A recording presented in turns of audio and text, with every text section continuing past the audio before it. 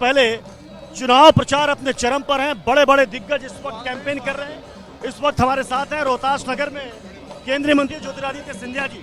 ज्योतिरादित्य सिंधिया जी, देख कर लग नहीं रहा कि एमसीडी का चुनाव, ऐसा लग रहा है कि लोकसभा या विधानसभा का। पर ये उत्सव है, प्रजातंत्र का उत्सव होता है चुनाव। और जिस तरीके से जनता का राय, जनता का निर्णय सर्वप्रिय होता है, उसी का उल्लेखनीय एक उदाहरण हम लोग देख रहे हैं।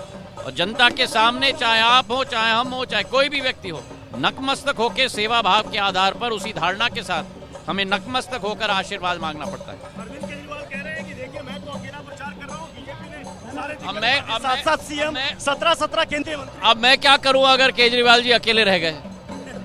उनकी स्थिति अगर उत्पन्न हो गई तो शायद उनके करतूतों के आधार पे ये स्थिति उत्पन्न हो गई कि वह अकेले रह गए, क्योंकि उनके काफी कुछ मंत्री तो जेल में पड़े हुए हैं। तो इसलिए ये स्थिति उत्पन्न हो गई। और जो सरकार ईमानदारी की पाठ पढ़ाती है, उनके मंत्री 6 महीने से जेल में पड़े हुए हैं और आज भी दिल्ली के स्वास्थ्य मंत्री बैठे हुए हैं के रूप में बैठे हुए हैं, ऊर्जा मंत्री के रूप में बैठे हुए हैं। और दूसरा कोई बंदी अगर जेल में आप पकड़ो, क्या उसका मालिश किया जाएगा? क्या उसकी चंपी की जाएगी? क्या उसका कमरा दूसरे के द्वारा साफ किया जाएगा?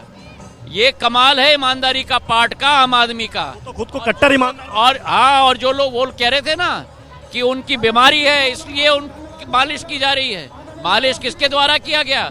जो व्यक्ति बलात्कार का आरोपी है उसके द्वारा मालिश किया जा रहा है। तो क्या उदाहरण केजरीवाल जी की पार्टी पूरे देश को दिखा रही है। ये देश की जनता आज देख रही है कि कथनी और करनी में क्या अंतर है। बहुत बहुत धन्यवाद। एक आखिरी सवाल। वो कह रहे हैं कि इस बार गुजरात के साथ साथ एमसीडी में भी बीजेपी का सफाया होगा, झाड़ू चलेगा। जिस दिल्ली में, जिस ऐतिहासिक दिल्ली है, देश की राजधानी है, देश का मुकुट है, उस दिल्ली में 7 साल में एक अस्पताल नया नहीं लगा, एक नया फ्लाईओवर नहीं बना, जिस दिल्ली में एक नया उद्योग नहीं आया। गुजरात में फॉक्सकॉन जा रही है, गुजरात में एयरबस की फैसिलिटी वडोदरा में प्रधानमंत्री ने शिलान्यास करवाया है।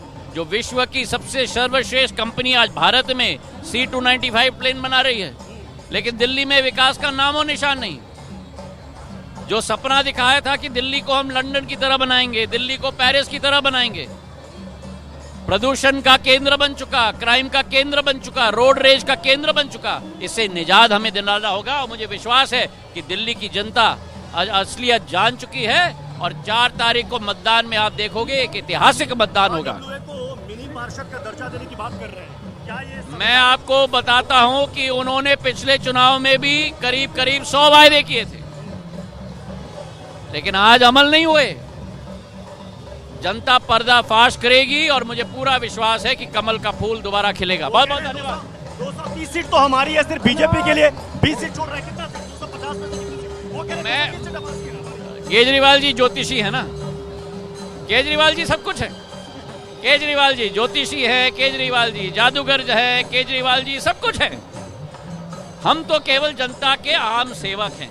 हम झुककर काम करते हैं, वो प्रोपेगेंडा के पीछे पड़ते हैं, हम विकास के पीछे पड़ते हैं। बहुत बहुत धन्यवाद, शुक्रिया। तो केंद्रीय मंत्री ज्योतिरादित्य सिंधिया जी इस दावे के साथ कि एक बार फिर से यहाँ पर जनता बीजेपी को जिताएगी। वीडियो जर्नलिस्ट रंजीश के साथ प्रत्युष खरे, रोहतास नगर, TV9 भारतवर्ष।